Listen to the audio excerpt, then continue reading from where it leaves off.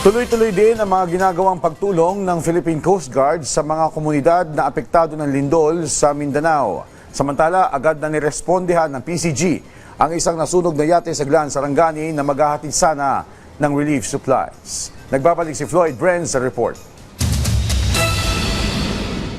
Patuloy ang paghahatid ng tulong ng Philippine Coast Guard o PCG sa mga komunidad sa Davao Occidental na naapektuhan ng kamakailang lindol sa Mindanao. Naghatid ang BRP Malamawi ng relief goods at mga kagamitang pantulog mula Malita Port patungong Kaburan Point sa bayan ng Jose Abad Santos para sa mga apektadong residente. Nakatakda rin itong magsagawa ng panibagong biyahe para magdala ng karagdagang ayuda bilang bahagi ng patuloy na humanitarian at disaster response operations ng pamahalaan.